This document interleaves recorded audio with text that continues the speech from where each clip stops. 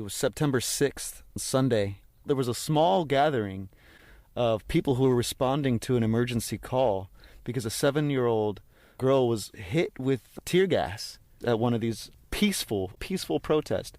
People were called out to be on their bikes, which is what Dijon Kizzee was actually on his bike when they decided that they were going to attack him, which resulted in them murdering him.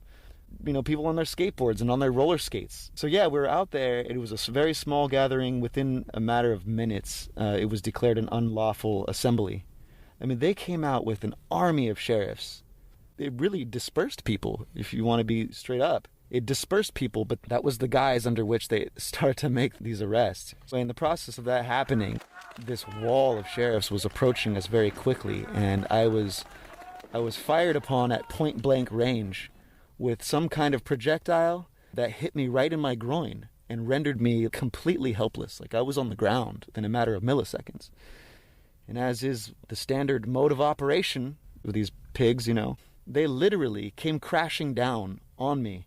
One knee on my neck and one on my back. I actually had to coach myself into breathing and just trying to get oxygen. I could feel the weight of their knees coming down on me, compressing my chest and burying my chin in the gravel, all while they're yelling stuff, like, get on the ground, as if I wasn't already on the ground. I really did feel as if these pigs wouldn't have been satisfied if by some chance they can put me all the way through the gravel and into the dirt.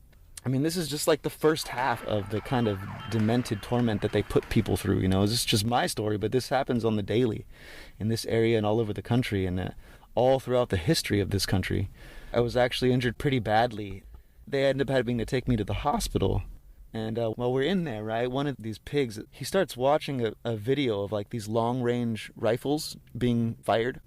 And while I can hear the gunshots firing in the background on his cell phone, he asked me, so are you coming back tomorrow or have you had enough? They start talking about the kind of scopes that they want to outfit their rifles with.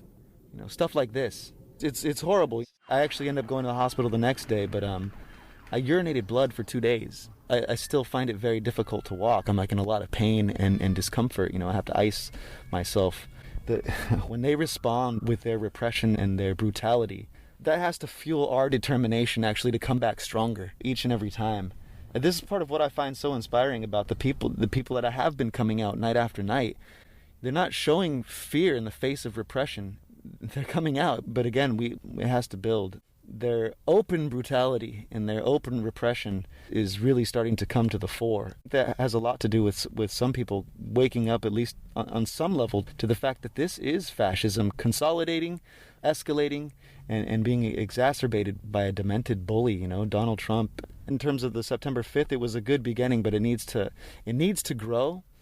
And, for anyone who is concerned about the fate of humanity and whether or not humanity will have a future at all, take up this struggle to demand Trump Pence out now, and then go fight for that struggle. We got a lot of work to do.